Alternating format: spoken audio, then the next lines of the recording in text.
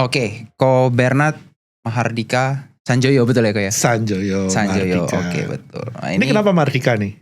Ini ada apa nih kok sama kayak nama anak usahanya Dewa ya? Anak usahanya Dewa apa tuh? Kok aku gak tahu Sabina ya? Mahardika ya kok ya? Aduh, yang punya kebetulan kali Gayo ya? Mineral. Ini ada afiliasi nih. Diaminkan aja, diaminkan aja. Ini berarti orang tuanya Ko Bernard lu futuristik ya? Wah, itu namanya penuh dengan pesan-pesan dulu. Oke.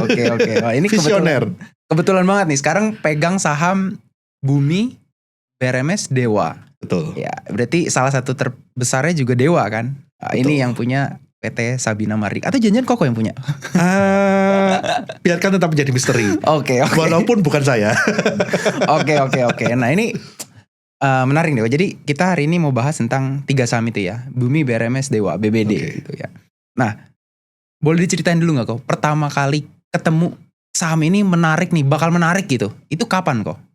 Saya itu paling suka saham yang from nothing to something. Oke. Jadi kalau dia udah punya revenue, itu gak asik. Tapi kalau dari gak punya apa-apa, gak punya revenue, tiba-tiba ada turnaround, atau perusahaan yang hampir bangkrut tiba-tiba bisa balik ke bisnisnya yang semula, itu bagi saya sesuatu yang menjanjikan baker gitu kan. Yes, setuju. Kalau yang udah kelihatan resultnya, udah kelihatan growth-nya, kayaknya gak asik ya. Gak asik ya, boring gak ya. asik ya, boring. Kurang menantang. Kan kita itu harus go big or go home gitu ya. Oke. Cacing-cacing naga-naga. Tapi dalam artian di sini seyakin-yakinnya apapun saya terhadap satu emiten, saya tuh nggak pernah all in. Ya. Karena Setuju. kita nggak pernah tahu apakah yang kita sangka turnaround ini beneran turnaround. Betul. Ada resiko gagal. Benar. Karena saham turnaround itu jangan disangka bisa menjanjikan multi bagger. Yes, it is. Tapi kalau sampai turnaroundnya gagal, ya lu minimal siap 40-50% hilang deh. Ya, setuju. Kayak gitu ya. Kalau selama kita belum ada mentalnya di sana, ya jangan coba-coba all in, apalagi di saham yang turnaround. Ya. Nah, jadi kalau background story-nya BBD ini, ya kebetulan tiga-tiganya kan saham turnaround ya. Di-lead pertama kali oleh BRMS. 2020-2021, saya buka laporan keuangan, out of nowhere ada loan dari AP Investment ke BRMS, $40 juta. Oke. Dengan kapasitas saat itu, BRMS itu belum punya revenue. Oke. Tanda tanya dong. Apa nih, kok tiba-tiba ada petutang gitu kan? Benar. Siapa orang gila yang mau ngutangin $40 juta ke perusahaan tanpa revenue? Yes, setuju. Dan setelah kita due diligence, BRMS ini apa sih? BRMS ini punya track record dulu sebagai makelarnya Newmont. Oke, aman ya, Andre aman kan? Jadi BRMS itu ceritanya dulu waktu Newmont divest dari Indonesia 2016, BRMS ambil dan jual ke owner yang sekarang. Sehingga berubah nama dari Newmont menjadi Aman Mineral. Nah, disitu kan udah ada historical nih. Orang behind Aman siapa sih?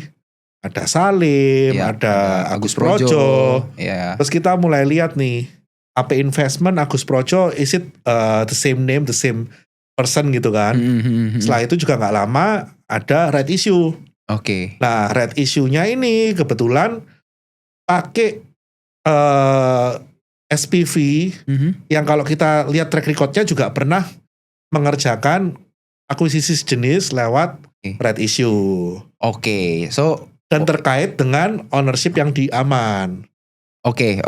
Jadi itu tanda-tanda awal di BRMS gitu ya? Betul. Itu waktu ngelihat BRMS kayak gitu kok. Kenapa gini? Itu BRMS cerita satu company kan ya? Kan kalau kita ngomong BRMS, Bumi, Dewa, orang kan taunya satu grup sekarang kan. Tapi kan nggak semuanya gitu kok. Kenapa kok masih bisa ngelihat si Dewa dan Buminya juga? Awalnya gimana tuh kok? Yang pertama saya lihat si Bumi itu satu.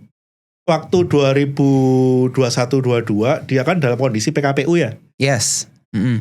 Dan waktu itu saya ingat 11 Desember itu voting, apakah setuju atau tidak untuk terjadi debt equity conversion.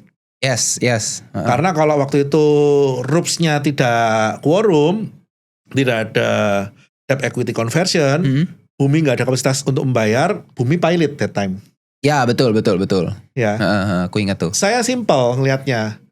Dua grup ini udah ada historical transaksi yang awalnya di Aman, diikuti di BRMS, dan sekarang dalam kondisi Bumi ini urgent.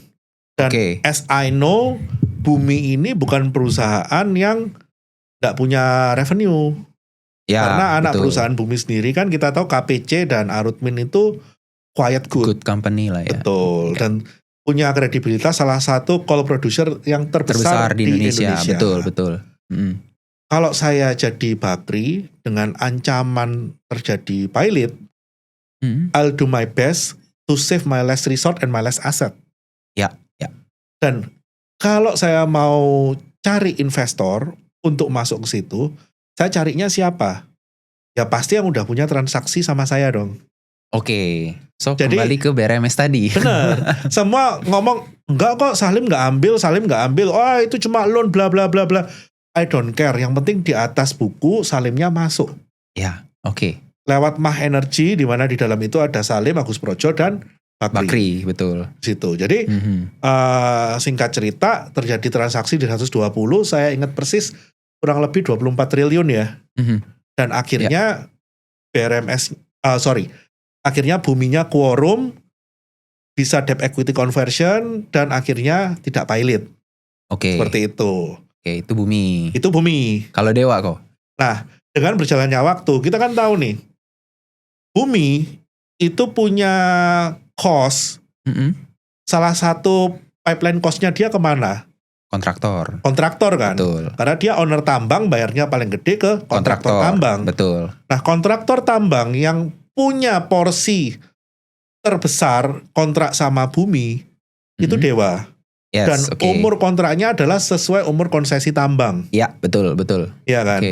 Dan Dewa di sini setiap dia dapat kontrak, dia nggak punya kemampuan kapek, yang dia kerjain apa? Maklaran. Nyapkonin ke orang gitu kan? Dia cuma maklar, subkon alusnya subkon. Iya. Maklaran doang. Oke, maklaran. Dapat kontrak, dilempar ke Pama, dapat kontrak, dilempar ke Hexa. Iya. Dan seterusnya. Itu alasan kenapa salesnya dia begitu gede, tapi bottom line-nya kecil banget, cuma 1%, kadang minus gitu kan. Iya. Ya betul. Gimana maklaran mau berapa gede sih? Iya. Ya kan? Betul. Terus saya mencoba berpikir point of view kalau saya sebagai pihak yang udah akuisisi Bumi dan udah keluar uang 24 triliun. That time market cap dari Dewa gak sampai 1T. Yes, kecil banget. 700 M. Betul. Ya kan? Dan masalahnya Dewa selama ini, saya ngikutin Dewa itu lama, dari saya belajar trading 2008 pun saya tahu. Wah, udah 1 dekade lebih dong tuh. Bener. Okay. Jadi Henwa itu Henry Walters. Itu dulu kirain Henrico. Bukan Henrico Gani gitu kan. Jadi Henwa itu Henry Walters, dulu dia akuisisi Bakri dari perusahaan kontraktor asing. Dan memang dari dulu itu punya borok. Setelah Bakri akuisisi, di dalamnya itu ternyata tidak sesuai yang diekspektasikan. Sempat mau rekon alat, ternyata rekon alatnya pun buang-buang duit, udah duitnya terbatas.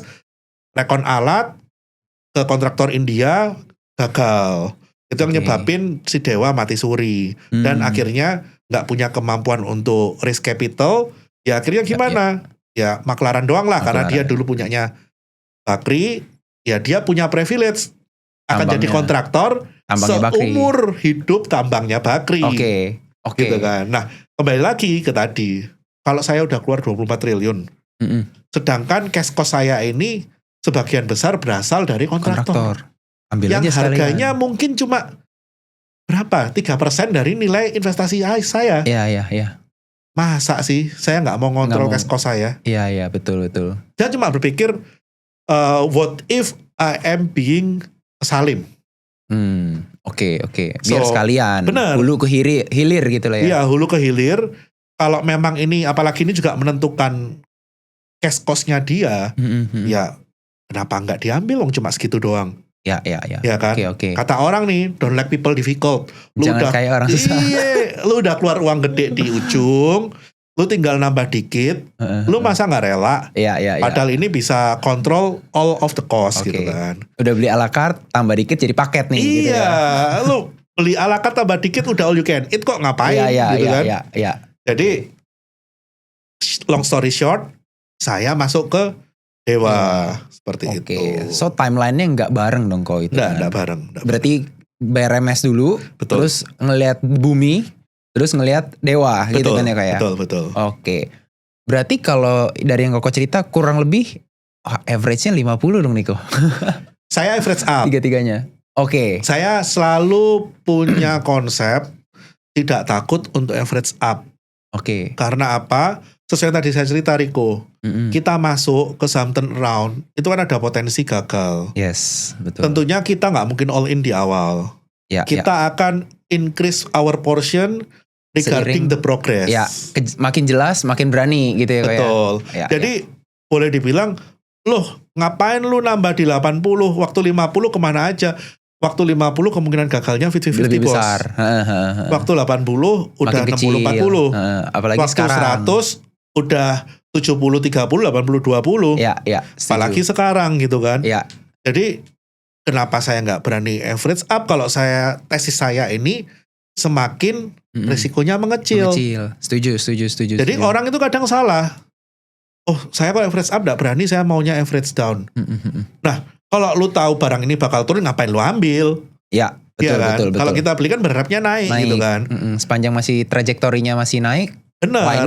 Selama semua gitu ya. masih on progress, selama semua ini ada jelas milestone-nya dan tercapai, ya harusnya kita lebih yakin dong. Kalau kita berani beli sekian rupiah di harga 50 yang kemungkinannya masih 50-50, masa ini lebih mahal dikit, tapi ini odds-nya lebih gede loh. Ya, setuju. Untuk berhasil, masa hanya gak karena angka average yang di portofolio kita nggak berani average up. Iya. Kadang Karena orang gitu Riko. Kebanyakan gitu kan, betul. Baru mau ngomong, kadang takut persen gainnya itu turun kan, atau enggak average-nya naik kan. Padahal yang kita cari kan bukannya persen. Kita cari makan dari rupiah. Betul. Nggak bisa beli somai pakai 10% ya kok ya. Lu punya 100%, gitu ya. 200%, 300% dari uang sejuta lu juga gak kaya. Ya, setuju. Iya kan? Ya, lebih baik untung 10% dari 1 miliar daripada untung 100% dari 1 juta ya kok ya. Iya. Konsepnya kan seperti itu. Betul, setuju. Jadi ya kalau selama resiko itu mengecil, kita nambah barang kan gak ada salahnya. Iya. Tapi jangan disamain sama orang FOMO.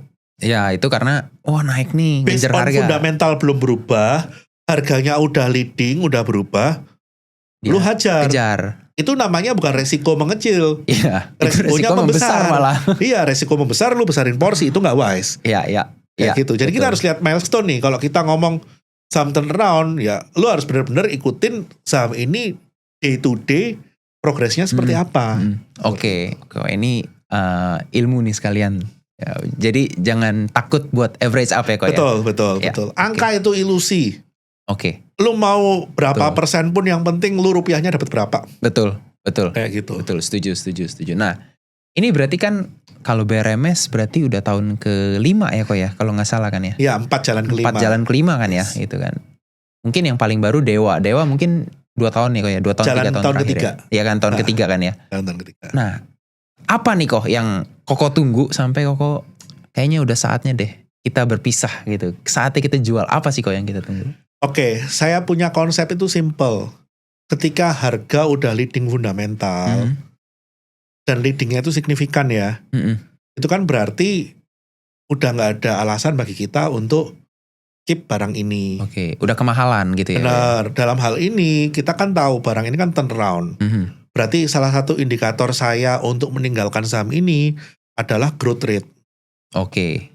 Ketika barang ini udah berhenti untuk bertumbuh, berarti kita memvalue barang ini kan hanya karena growth rate-nya nih. Ya. Iya kan? Kalau kita ngomong turnaround ya kita lihatnya growth rate. Betul. Bullshit lah kita ngomong ini itu ya kita lihatnya growth rate lah. Iya, setuju. Seberapa kenceng kamu untuk growth.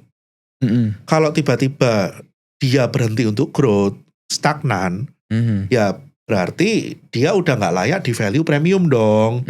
Ya kan? Berarti kan betul. in any case itu harganya bisa jadi udah leading dari fundamentalnya. Udah jauh lah ya kita ngomongnya. Benar. Oke. Tapi selama kita masih dapat growth rate-nya, contoh nih, 3 saham Bumi, BRMS, Dewa nih. Emang kita lihat PI. Wah, berat itu kok. Nggak kekejar pasti. Saya masih ingat dulu pertama kali ketemu Rico waktu kita ke BRMS ya. Iya. Aku masih, apa sih ini BRMS yang dilihat nih, perusahaan masih begini gitu kan. Dan kamu tanya satu hal, aku yang masih ingat. PI-nya segini kok, aku nggak berani. Iya. Satu hal yang aku ingetin sama kamu. Yang dilihat jangan PI, tapi PEG. Iya, betul. Lu lihat PI, lu bias. Karena apa? Perusahaan yang berhenti bertumbuh, PI-nya biasanya rendah. Rendah, betul. Kalau tinggi, biasanya market ngediskon sesuatu di depan. Betul. Ya. Kalau perusahaan itu masih bertumbuh, kita katakanlah punya PI 30, PI 40, tapi growth rate kita 30-40%, mungkin dalam 3-4 tahun ya kita bisa dapat PI yang hampir single digit loh. Yes, betul. Iya kan? Betul. Tapi kalau kita punya PI 5, 6, tapi growth kita stagnan atau negatif, mungkin 3 tahun lagi PI itu bisa jadi belasan malah dari naik. Single digit gitu kan. Iya, betul. Jadi yang mau saya sampaikan itu satu. Kita cari saham, kita itu forward looking. Yes. Kita cari saham, kita itu pengennya capital gain. Yes, betul. Kita ngomong dividen, saham bonus, itu ekstra. Ya, betul. Tapi dalam satu keseluruhan, semua orang cari saham untuk capital gain. Betul. Kalau kita pengennya capital gain, kita kan berarti pengen perusahaan yang bertumbuh. Karena in the end, kalau resultmu bertumbuh walaupun saat ini belum di value oleh market, by the time pasti market akan sadar, value. realize. Ya, dan ketika itu baru harga sahamnya lompat. Betul. Gitu. Ya. Nah, ini juga saya mau cerita sedikit banyak. Kalau tadi saya bilang kapan saya akan lepas saham ini, berkacanya sama Unilever. Oke. Ya. Unilever one time pernah didagangkan dengan PI 40, premium 50. banget, betul. Karena apa? Selama 20 tahun growth-nya Unilever nggak pernah di bawah 15%. Yes, benar. Tiba-tiba growth rate-nya turun. Dan sekarang growth rate-nya negatif. Ya, tiba-tiba harga sahamnya juga oke. Arti PI 40 itu apa? Butuh 40 tahun bagi buat kamu untuk balik modal. Dengan asumsi earning sama gitu dengan kan. Dengan asumsi earning sama. Bisa di counternya hanya dengan growth. Ya. Kalau earningmu bertumbuh, berarti kamu bisa lebih cepat balik modal. Ya, betul. Setuju. Kalau earningmu bertumbuhnya negatif, yang awalnya PI 40, BP-nya 40 tahun, bisa jadi 80 tahun. Dalam case-nya Unilever gitu kan. Betul. Jadi nggak ada alasan saham ini untuk dipertahankan dalam valuasi yang premium. Berlaku untuk semua emiten. Oke. So kalau ini jadi keinget nih pertama kali ketemu Koberna tuh masih bingung gitu kayak apa sih main saham begini gitu kan. Dulu aku value investor kan kayak nyari saham murah kok apa ini kayak gini gitu kan. Terus tiba-tiba sekali dibetot harus belajar. Akhirnya sekarang ngerti kok. Akhirnya sekapal malah sekarang. Betul. Dan intinya satu, growth itu bisa dikejar karena satu juga Riko. Integritas dan kredibilitas manajemen dan owner. Iya, itu udah kayak satu paket. Ya? Iya, itu udah jeroannya company kan. Kayak nggak mungkin company bisa bagus kalau manajemennya busuk gitu kan. Iya, setuju itu setuju banget sih. Integritas itu penting. Betul.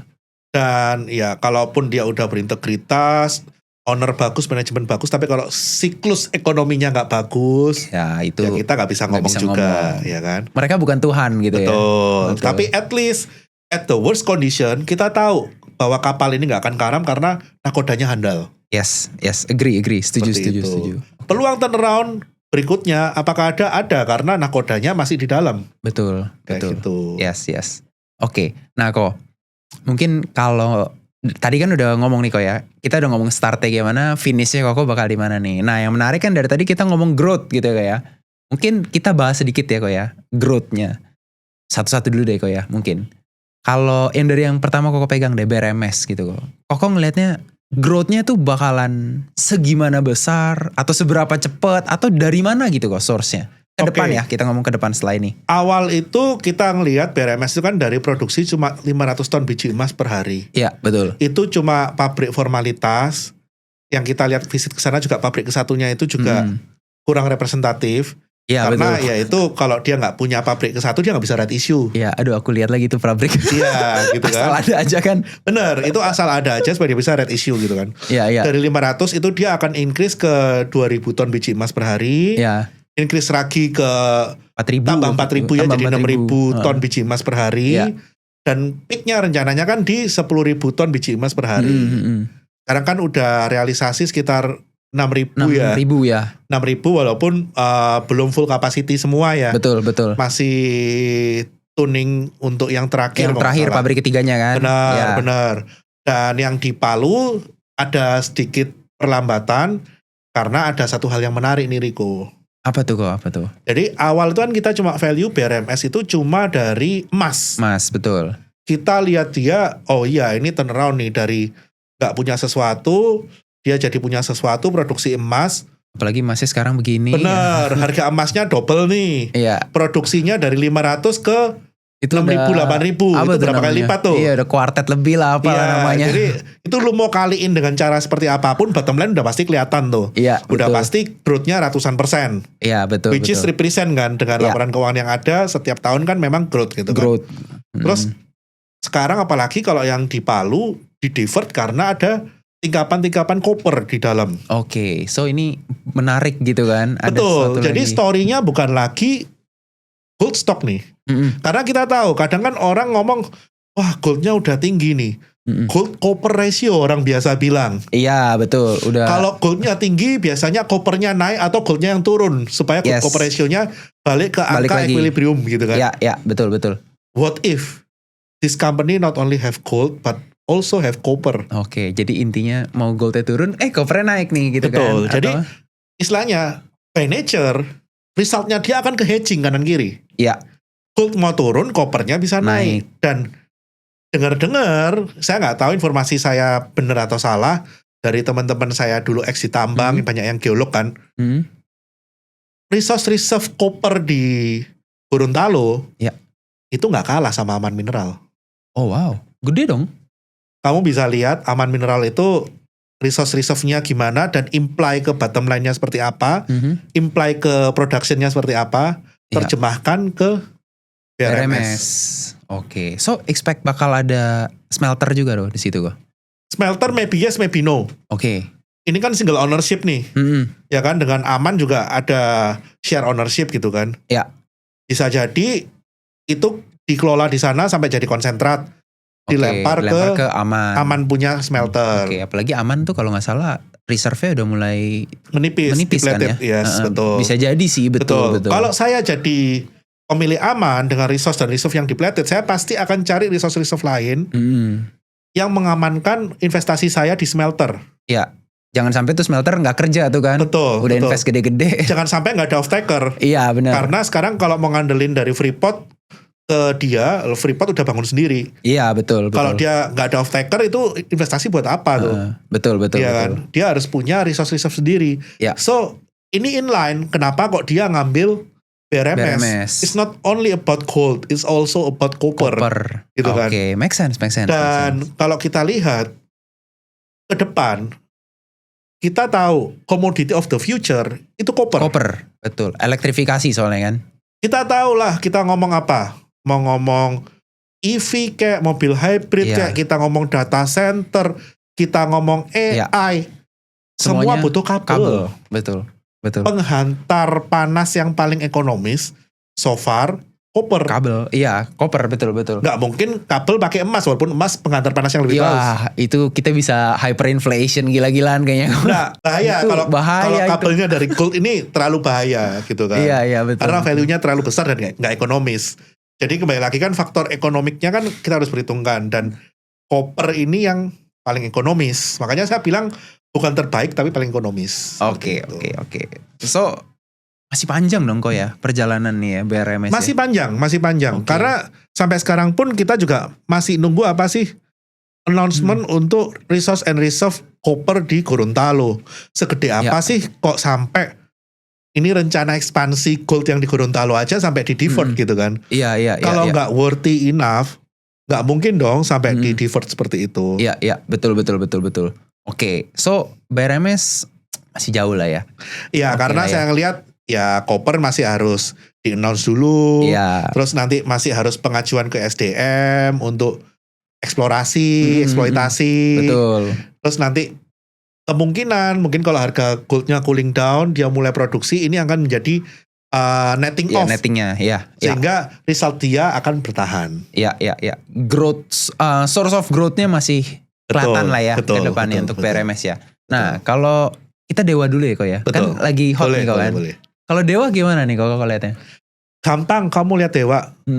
Lihat aja salesnya sebelum dia debt equity conversion. Yes.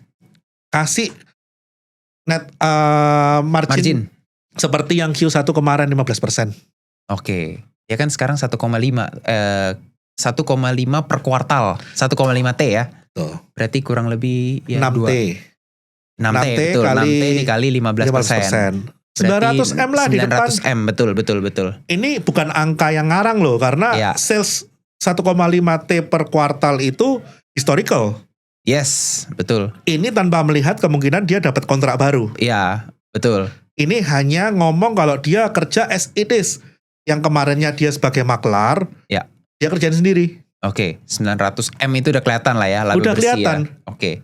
Nah, kalau kita ngomong 900 M laba bersih, dia punya market cap berapa, Rico? Sekarang kalau nggak salah 7T, 6T kan ya? 7T kan ya? Ya berarti masih single digit PE kan ya? Single digit PE untuk kontraktor batu bara. Iya. Relatively quite cheap ya. Ya. Not to mention kalau dia dapat kontrak baru.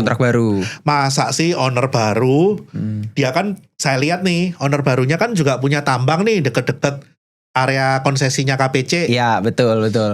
Ada Sangatta, ada Bengalon, di atasnya Bengalon ada Ithaca gitu kan. Ithaca yang punya kan terkait juga sama yang punya Dewa gitu kan. Dapat nggak nih kok? Masa nggak dikasih gitu kan? Wah. Not to mention itu kan ownernya juga punya BRMS, ya kan? Selama ini kan dikerjain sama McMahon. Iya, betul. As I know, McMahon ini juga one punyanya of their company ada gitu kan. Ada juga di situ, betul. Saya cek di keterbukaan informasi saham di Australia kan McMahon kan listed. Iya. Ya, salah satu pemegang terbesarnya ya Aman Investama. Betul. Iya kan? Masa sih nggak dibagi? Oke. Ya.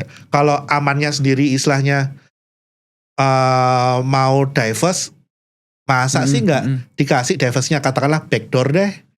Oke, so bisa jadi, wah ini Aman kan gede, bukan Aman, McMahon. Iya, McMahonnya gede. McMahon kan gede. Betul. Ya. Kalau di backdoor, wah. Just information dari yang saya baca terakhir, Aman Investama itu di McMahon 40 sekian %. Ya betul. Iya kan? 40 sekian %. 44 kalau nggak salah ya? Betul.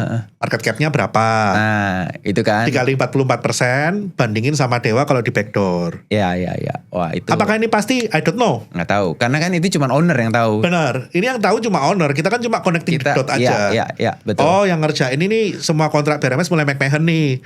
Oh kita cari McMahon ownernya siapa? Oh UBO-nya ketahuan. Betul. Oh dia baru ngambil bisnis kontraktor nih. Kontraktornya kemungkinan dikasih kerjaan juga nih di komplek-kompleknya dia. Iya, betul. Kalau dia ada kemungkinan untuk buat McMahon ini IPO di Indonesia, jadi McMahon Indonesia gitu kan. Iya. Lebih gampang backdoor dong daripada IPO sendiri. Betul sih, betul. Dan ngapain punya dua perusahaan IPO publik sama-sama kontraktor. Jadi satu tapi gajah. Iya. Kayak gitu. Betul. Wah itu sih. Ya udahlah kita tunggu aja, kita bukan owner. Jadi kita harus bertindak sebagaimana porsi kita. Kita cuma cumi-cumi ya, kita bertindak sebagai cumi-cumi. Betul, kita ngerespon aja lah. Kita ngelihat bener gak nih owner nanti begini gitu ya. Kita ngelihat dari price action, kita protect capital kita pakai trading plan, pakai trailing stop. Sehingga apapun yang terjadi, apakah ini sesuai dengan apa kata kita atau owner punya kehendak lain kan kita nggak tahu. Betul. Seperti itu. Oh berarti kok masih pakai trailing stop gitu dong selama ini? Pasti. Trennya patah masih stop loss gitu ya? Jadi bagi saya gini, saham sebagus apapun, kalau dia berubah tren dari uptrend ke downtrend, nggak ada salahnya dong kita buang dulu untuk cari posisi yang lebih baik. Oke. Seperti itu. Oke, so bener-bener full exit gitu ya kok ya kalau seandainya trennya patah. Oh, ada sebagian yang kita keep. Ada yang di trimming dulu lah ya, trimming position. Betul. Cari pelor lah ya bahasanya malah ya. Supaya nggak sesak nafas. Iya kan. Iya. Nafas. Oke. Supaya dapur tetap ngebul. Oke. Nah, yang terakhir nih kok, ini kan Bumi. Nah, ini Bumi nih banyak juga nih fansnya nih kok. Kemarin kan baru minta izin buat kuasi ya, minta izin ke pemegang saham. Betul. Tapi yang jadi pertanyaan semua orang, kenapa nih nggak naik-naik? Gimana nih kok? Oke, Bumi ini boleh dibilang kan punya PR yang paling gede ya. Yes. Sejak dia diakuisisi, EPS-nya dia kan terdilusi juga karena jumlah saham yang baru kan. Terus kita juga tahu sempat kehajar royalti. Ya. Dimana royaltinya dia tier yang paling tinggi. Barengan sama AAD kan. Ya, UPK soalnya kan. Benar. Betul. Sehingga bayangannya kalau dia jual coal dengan harga 90, cash cost-nya itu 50, itu royaltinya 30 sendiri gitu kan. Iya, jadi betul. 80 itu dia udah hilang. Ya itu sih bener-bener dijambret sih. Bener, jadi dia cuma punya 10 perak. Dia yang susah payah, dia punya margin 10 perak or less. Ya. Gitu kan. Kelebihannya dia nggak ada utang lagi, semua udah di-convert gitu kan. Ya, betul. Sehingga nggak ada beban bunga. Bayangin kalau dia masih punya beban bunga. Ya udah habis tuh kayaknya 10 juga ada. Habis. Semua perusahaan coal yang tidak rich cash dengan royalti yang kemarin habis. Ya. Nah, kemarin kita tahu royalti juga udah diturunkan nih. Better than expected, yang kita expect cuma 22 jadinya 18. Ya, betul. Itu berarti kalau dari dia punya $32 ke royalti jadi 18 loh, kurang lebih $18-20 loh. Berarti kan kalau dia ngomong kemarin netnya kurang lebih dapat less than 10. Ini kan berarti tambahannya hampir double or triple. Iya. Aku sempat ngitung sih itu double lebih sih. Bener, double near triple. Iya. Ini kita ngomong pakai hitungan pasar lah ya. Hitungan pasar lah. Saya nggak usah susah-susah pakai modeling ya, kalkulator aja gitu. Modal saya kalkulator cabe. Karena nggak bisa saya kalau suruh ngitung detail-detail nanti malah nggak jadi-jadi belinya gitu. Oke. Nah, di situ kita lihat royalti baru keluar Q berapa? Ya, itu baru kuartal 2 kemarin kan ya? Berarti kan baru imply ke laporan keuangan. Nanti ini. Q2 pun belum full. Betul. Baru kita lihat Q3. Oke, ada katalis berikutnya apa? Kuasi. Kuasi, RUPS-nya udah setuju pengajuan ke OJK. Tinggal OJK-nya. 90% up, kemungkinan approve. Ya kan? Per konten ini dibuat ya. Nggak tahu nanti kalau udah dirilis sudah approve ya, kita nggak tahu gitu kan. Iya. Nah, apakah dia langsung bagi dividen? Ya enggak dong. Kan dia harus kumpulin dulu kan. Harus cari duit dulu yang buat dibagi gitu kan. Iya. Nah, laba 2025 kemungkinan yang baru bisa dibagi dong di 2026. Itu satu lagi. Berarti kan udah ada 2 ya yang jadi pengganjilnya dia. Iya. Yang semuanya butuh waktu. Yang ketiga apa? Kita tahu ada signaling dari salah satu pemegang saham terbesar, CIC. Yes. Yang jual di market. Yes, betul. Yang tentunya di market ini kan bertanya-tanya, kapan nih habisnya? Iya, itu kayaknya susah tuh habisnya tuh. Karena dia gak akan habisin di market. Iya. Bayangin, dia punya 10%. Ngebuangnya cuman 8T ya? Kurang lebih. Buangnya sehari kalau lagi naik kenceng maksimal cuma 2 juta lot. Ya, itu sangat kecil. Itu udah kenceng banget tuh naiknya. Setahun juga gak habis itu sih. Bener. Kalau kondisinya marketnya lagi slow, buang cuma 100.000 lot, 50.000 lot, 200.000 lot. Iya. Mau sampai kapan habisnya? Iya. Ya, itu kita cuma bisa tahu apa? Model-model seperti ini sebetulnya bukan dia mau buang di pasar, tapi signaling doang. Aku ada urusan belum selesai. Ya. Lu market jangan naikin dulu. Kalau lu market naikin dulu, gua urusan belum kelar, gua guyur. Iya. Nah, dari situ kan kita tahu bahwa setiap ada berita positif, kayak kemarin nih OJK approve, sempat naik dikit, banting gitu kan. Nggak dikasih naik ya. Kan itu kan ada kabar-kabar minggu lalu harusnya OJK approve gitu kan. Iya. Naik, banting gitu kan. Ya walaupun eventually approve gitu kan. Ya karena apa? Urusannya belum selesai. Semua ini masih butuh progres. Dan siapa yang mau block sale CIC ini yang paling penting. Apakah pemegang saham terbesarnya yang mau block sale atau ada investor baru kan kita nggak tahu. Betul. Nah harapan kita kan pasti pemegang saham terbesar yang block sale kan, sehingga membesarkan posisi mereka di bumi. Misalnya apa? Kalau dia berani double down with that kind of money, ya harusnya jalan banget nih proyek nih, mati-matian nih, gitu worth kan. it nih, gitu kan. Owner aja udah mati-matian di sini. Benar. Kalau kamu udah keluar 24 triliun, lu mau keluar another 8 to 10 triliun, ya berarti kan confidence ya. Confidence, betul. Sampai itu terjadi, sabar. Ya. Oke. Jadi lanjut, konsepnya ya kita nggak boleh merasa kita lebih pinter daripada majority shareholder ya. Oh iya, itu pasti dong. Nah, jadi kalau memang ada signaling belum boleh naik, ya udah sabar. Ya kita sabar-sabar dulu deh. Ya. Lagian kan nggak semuanya instan kan. Royalty harus imply ke number. Ya, Kuasi nanti itu adalah efek dari number yang membesar jadi dividen. Oke. Jadi hilangkan perasaan pengen cuan instan dulu. Ya. Setuju. No, kalau denger ya kok ya.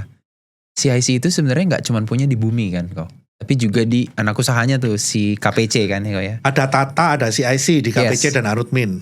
Ya, berarti itu juga CIC itu harus kalau mau dibeli, bagusnya dibeli juga dong dari KPC. Kalau saya jadi majority shareholder dan pengendali saat ini, ya otomatis kalau saya mau bersihin CIC, gak cuma di holding level. Gak di holding level doang. Justru yang target utama saya, yang di aset level dulu. Yes, karena itu ya generate money-nya di situ kan. Betul.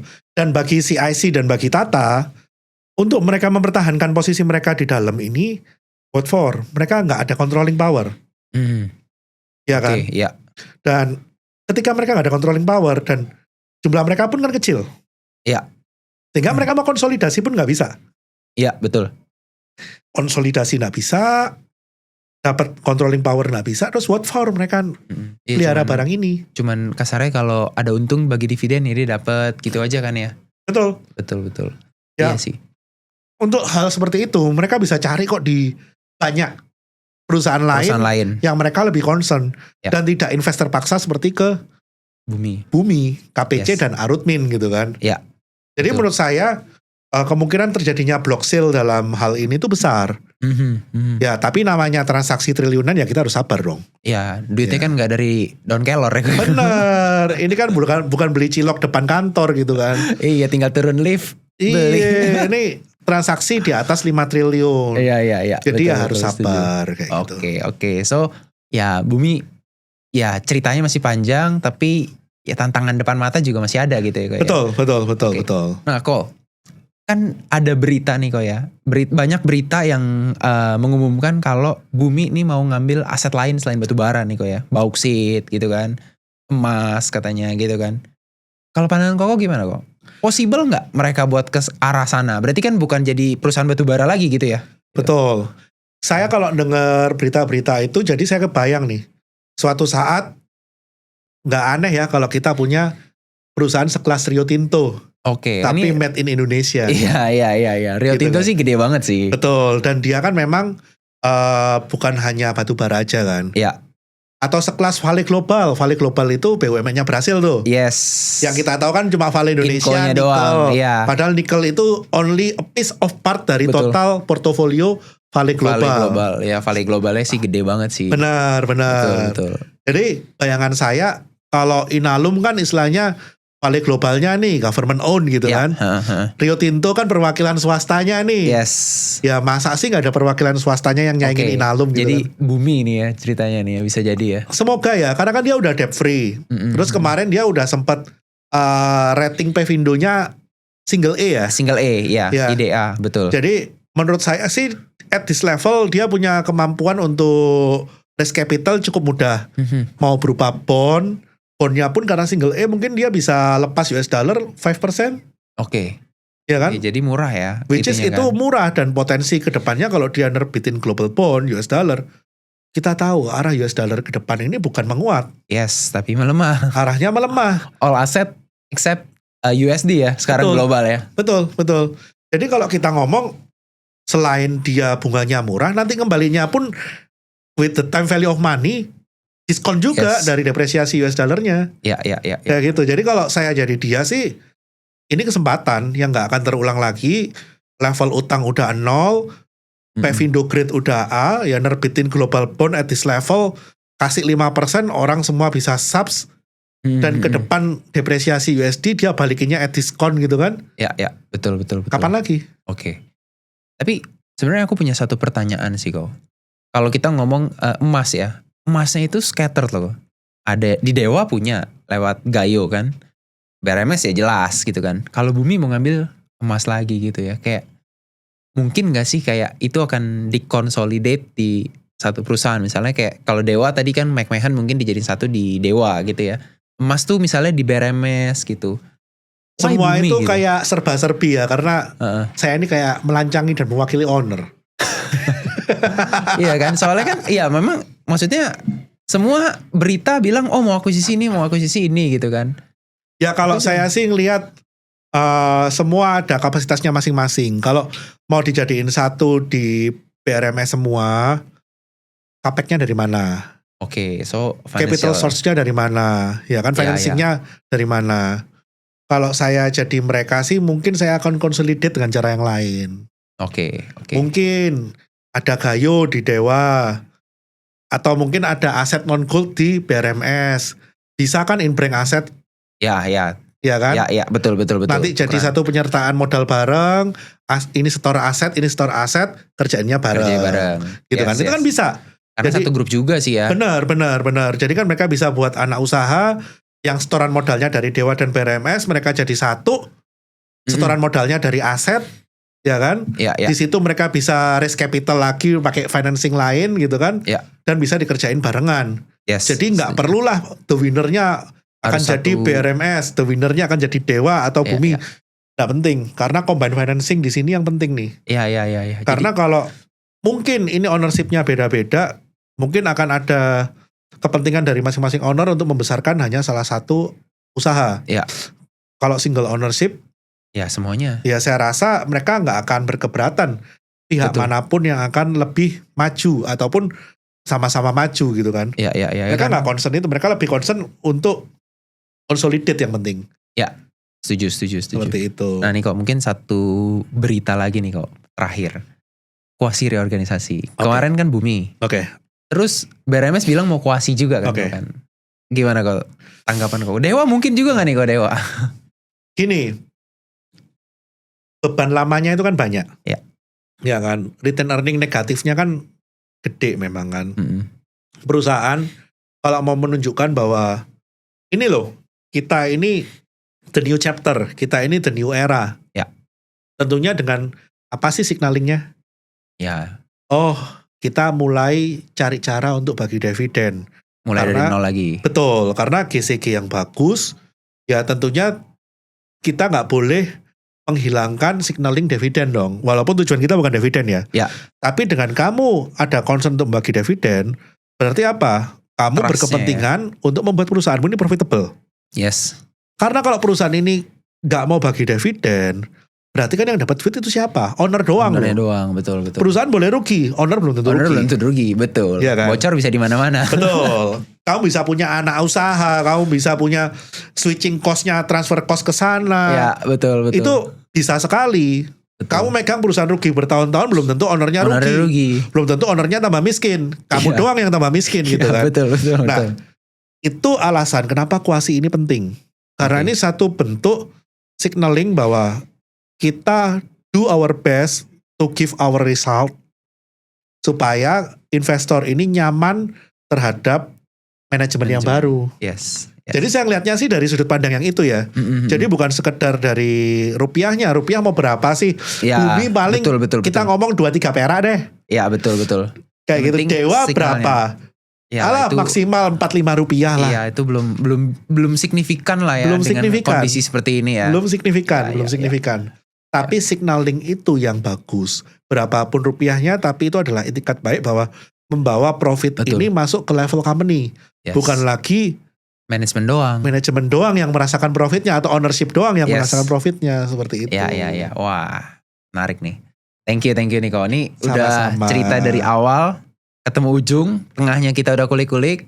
Semoga tesisnya jalan lah ya kok ya. Semoga cuan sama-sama ya. Dan ingat, semua perusahaan turnaround itu juga bisa gagal. Yes. Nggak ada perusahaan turnaround yang chance 100% berhasilnya itu 100% dari awal. Ya kan? Even katakanlah new ownership yang masuk pun juga do their best supaya ini turnaround. Tapi kalau shit happen kan kita nggak bisa ngomong. Betul. Jadi buat teman-teman, para investor, stockpicker, maintain your expectation. Yes. Dan tetap lihat dengan objektif. Ya, betul. Yang susah itu Riko, lihat dengan objektif. Iya, karena kalau udah punya barang biasanya udah, wah berita keluar apa juga positif. Bener, posisi menentukan sudut pandang. Opini, betul. Iya kan? Itu yang susah. Kadang nggak punya barang pun ngomongnya company ini jelek, company ini jelek karena nggak punya barang. Iya. Atau karena udah punya barang, ngomongnya apa company juga ini bagus. Semua bagus nih, gitu kan? Itu kan kalau kata orang, tai juga rasa coklat ya. Benar. Jadi kita harus tahu dan bijak bahwa semua bisa terjadi di pasar modal, apalagi ini dunia bisnis, gitu kan? Iya. Dan bisnisnya komoditis, which is cyclical. Iya, betul. Ya. Wah, itu paling penting sih ya. Betul. Ini udah turnaround cyclical pula kan? Betul. Iya. Ya kalau memang turnaroundnya pas siklus bagus ya pasti double. Iya. Tapi turnaround pun bisa gagal ketika siklusnya nggak bagus. Atau siklusnya bagus tapi turnaroundnya gagal juga resultnya bisa gagal. Betul, setuju. Maintain expectation aja. Oke. Gitu. Thank you Ko Bernard udah nyempetin datang ke sini, udah bagi tesis, semoga bermanfaat buat teman-teman semua. Oke? Siap. See you Ko.